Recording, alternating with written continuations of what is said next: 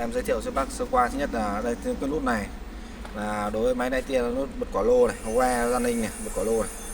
Còn water bơm là bật bơm này, bật bơm này. Nút này, nút đỏ này, nút khẩn cấp này, khi dừng các khẩn cấp hoặc khi quá trình tắt, quá trình xong bác ấn vào xong là dừng máy, dừng máy.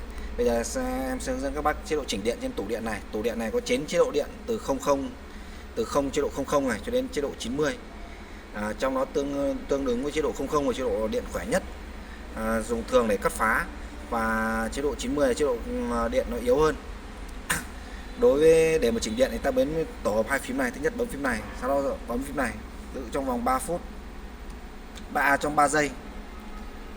Khi sau nó về chế độ 00 và ta bắt đầu có thể chỉnh được. Để em bấm phím này, để bấm phím này, để bấm phím này. Sau đó về 10, từ 10 ta lại bấm giữ phím này, ta lại giữ tiếp bấm 3 giây. Nó về chế độ 00, khi cho về 00 này ta bắt đầu mới chỉnh điện được. Ta tăng giảm trên các chế độ điện thì nó có 9 chế độ điện. Thứ nhất chế độ điện 30, chế độ điện 30 là chế độ điện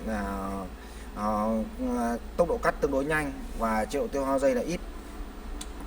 Chế độ 50 cũng là chế độ cắt nhanh và nhưng bề mặt sẽ đẹp hơn chế độ 30. Chế độ 30 và chế độ 50 là hai chế độ mà hay sử dụng nhiều nhất. Trong đó các chế độ 60, chế độ 70 là hai chế độ điện nó rất là tốt, rất là xung, rất là ổn định. Nó dùng để cho khi các bác cắt đẹp, khi các bác chọn bề mặt cắt đẹp, kết hợp với chế độ 60. 60 thì nó 60 hoặc 70 thì nó sẽ ra bề mặt rất là đẹp.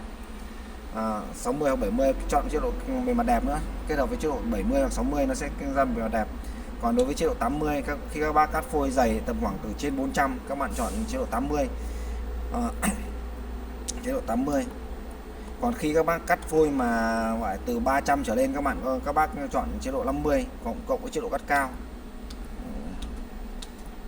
Sau khi mình chọn các cái chế độ tổ hợp điện này xong rồi thì mình bấm OK. OK này, khi đó các bác sẽ không điều chỉnh được các tổ hợp lên xuống ấy nữa, mà khi các phím này nó sẽ trở về phím đơn, tính năng đơn như này.